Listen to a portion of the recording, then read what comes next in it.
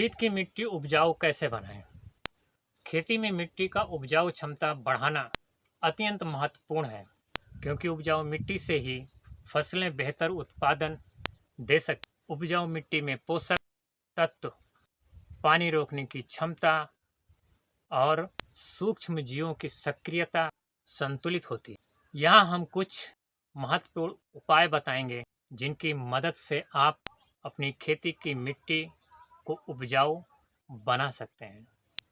नमस्कार, मेरा नाम मोहम्मद समीम और आज हम कुछ ऐसे महत्वपूर्ण पहलू या बिंदु लेके आए हैं जिन्हें अपनाकर आप अपने खेत की मिट्टी को अच्छा खासा उपजाऊ बना सकते हैं। तो वीडियो स्टार्ट करने से पहले एक छोटा सा रिक्वेस्ट, अभी तक आप हमारा चैनल सब्सक्राइब नहीं किया हो तो चैनल को सब्सक्राइब कर लीजिए और बेल आइकन को क्लिक करके वीडियो को एक लाइक कर दीजिए।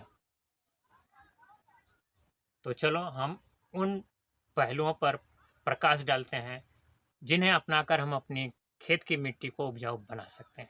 उपयोग: नंबर 1, जैविक खाद का उपयोग।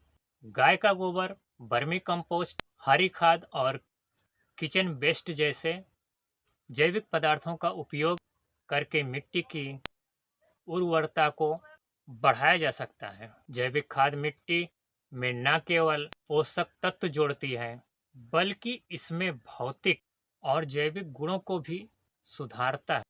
नंबर 2, फसल चक्र अपनाएं।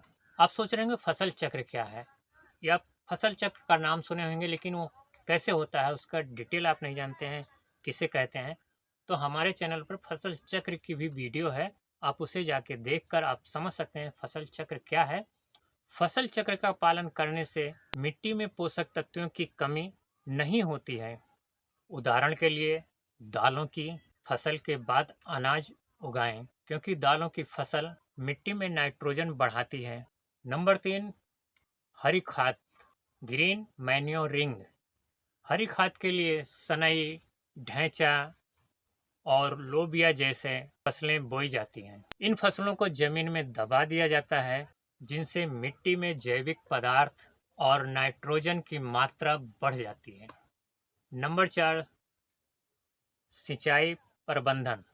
अत्यधिक पानी देने से मिट्टी में पोषक तत्व बह सकते हैं।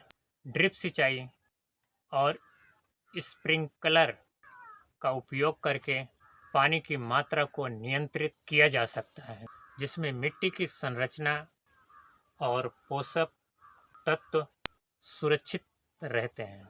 नंबर 5, पीएच संतुलन बनाए रखें। मिट्टी की अम्लता या क्षारीयता का संतुलन उपजाऊता पर सीधा प्रभाव डालता है।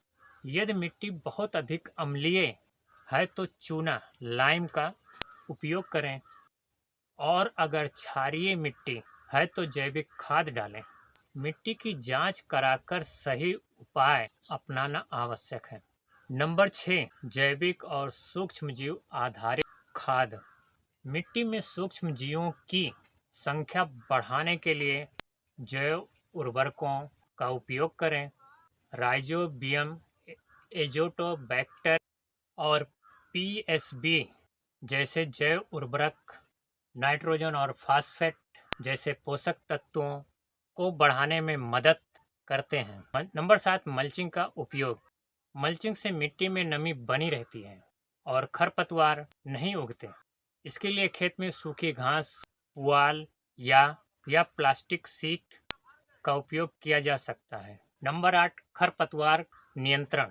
खरपतवार मिट्टी में पोषक तत्व चूस लेते हैं, इसलिए इनकी समय पर सफाई करना आवश्यक है। जैविक तरीकों से खरपतवार नियंत्रण करें।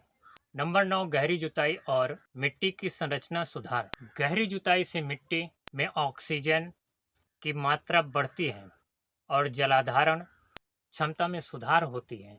इसके साथ ही मिट्टी को नर्म और भुरभुरी बनाना आवश्यक है। नंबर 10, मिट्टी की नियमित जांच। मिट्टी की गुणवत्ता को बनाए रखने के लिए समय समय पर उसकी जांच करवाएं। इसमें आप जान पाएंगे कि कौन से पोषक तत्वों की कमी है और उन्हें कैसे पूरा किया जा सकता है। तो आज की वीडियो में इतना ही।